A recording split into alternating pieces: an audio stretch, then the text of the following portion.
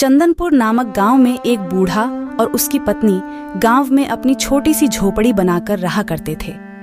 दोनों बहुत ही बूढ़े हो चुके थे, लेकिन बूढ़ा बाबा बहुत ही घमंडी था, वहीं बूढ़ी अम्मा बहुत ही दयालु थी।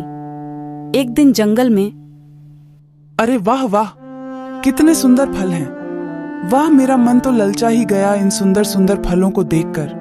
भूख भी बहुत तेज लगी है। हाँ, चलो इन्हीं फलों को खाया जाए। फल खाते हुए बूढ़ा, अरे वाह, क्या स्वादिष्ट फल हैं। वाह वाह, बहुत मजेदार। इतने मीठे फल तो मैंने कभी नहीं खाए। रास्ते से गुजरता हुए भिक्षुक बूढ़े को देखकर, अरे वाह, कितने सुंदर और चमकदार फल हैं। अगर मुझे थोड़े भी खाने को मिल जाते तो। वैसे भी बहुत जोरों की भूख लगी है। थोड़े फल मुझे भी दे दीजिए ना, मुझे भी थोड़े फल दे दीजिए। अरे चल भाग यहां से, मैं तुझे एक भी फल नहीं दूंगा। बहुत भूख लगी है मुझे। ये सारे फल मेरे हैं, मैं ही इन्हें खाकर अपनी भूख मिटाऊंगा। हाँ, बहुत ही स्वादिष्ट फल है। वाह, मैं एक भिक्षुक हूं। कई दिनों से भिक्षा ना मिलने के कारण बहुत ही भूखा हूं। अगर तुम इन फलों में से कुछ फल मुझे दे दोगे तो मेरी भूख शांत हो जाएगी। मुझ पर दया करो, पुण्य मिलेगा बाबा। अरे नहीं, मुझे कोई पुण्य नहीं चाहिए तुमसे।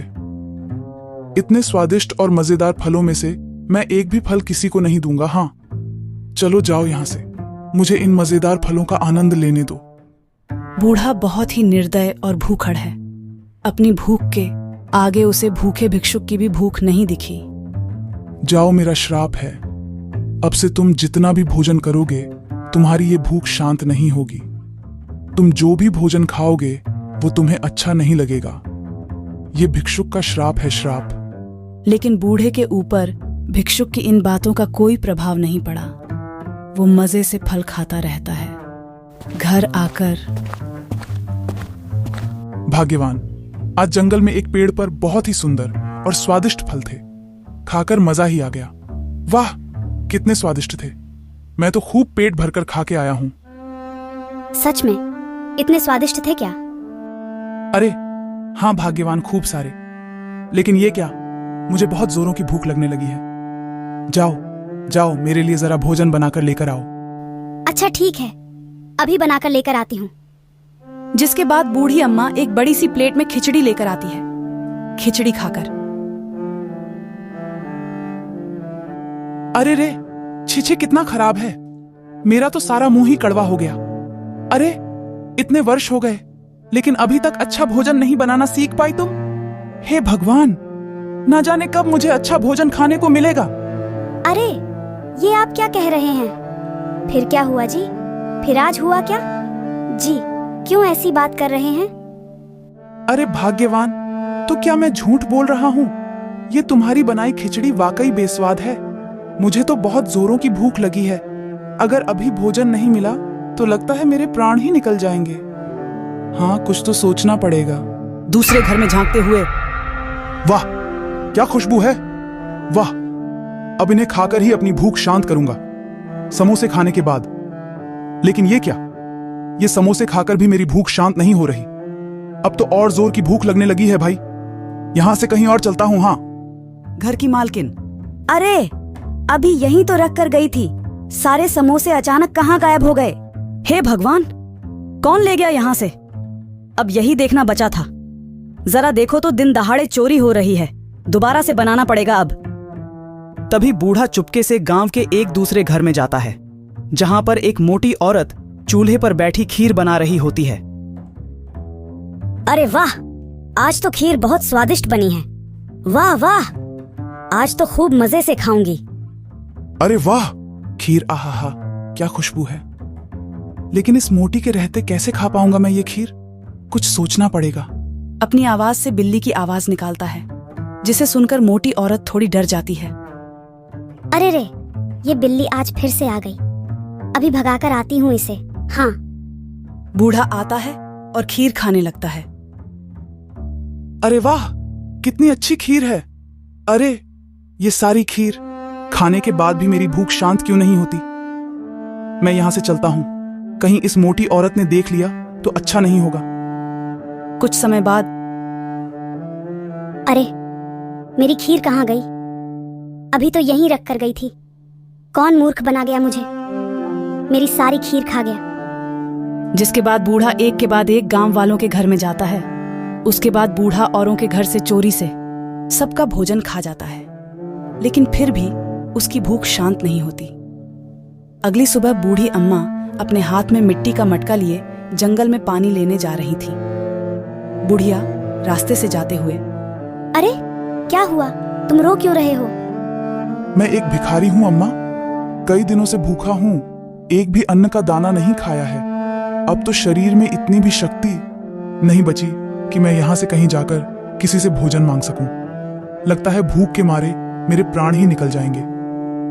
अरे, मैं तुम्हारे लिए भोजन लेकर आती हूँ, तुम इंतजार करना, बस अभी आई।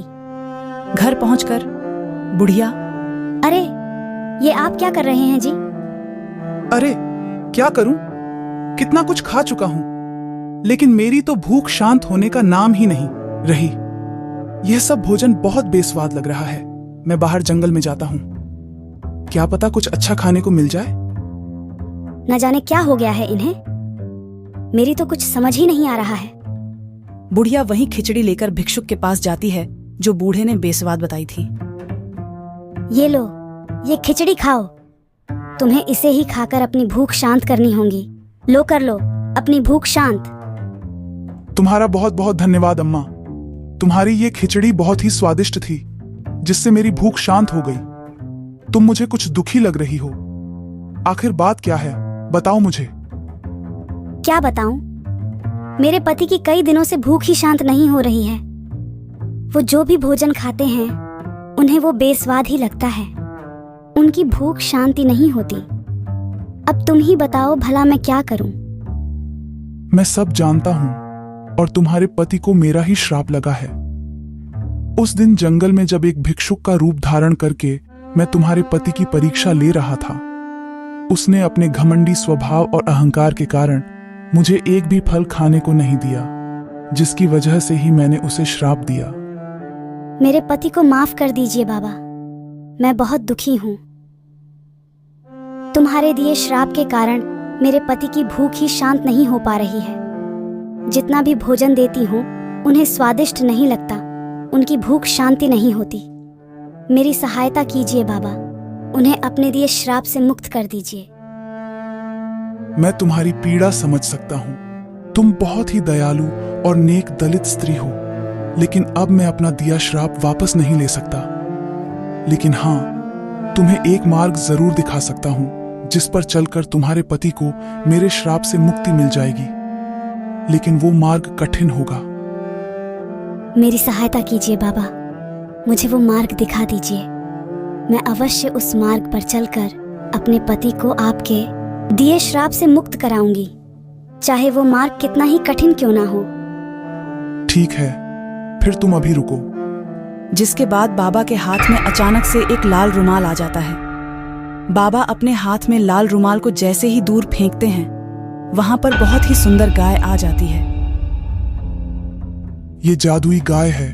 तुम्हारे पति की भूख शांत इसी गाय के द्वारा होगी। इस गाय का दूध बहुत ही चमत्कारी है। अगर इस गाय से प्राप्त दूध तुमने अपने पति को पिला दिया तो उसे मेरे दिए श्राप से मुक्ति मिल जाएगी। लेकिन ये कार्य बहुत ही कठिन होगा। ये गाय तुम्हें तभी अपना दूध देगी जब ये तुमसे प्रसन्न होगी, अन्यथा तुम्हारे पति को श्राप से मुक्ति मिलना संभव नहीं। बाबा, बिल्कुल भी चिंता मत कीजिए।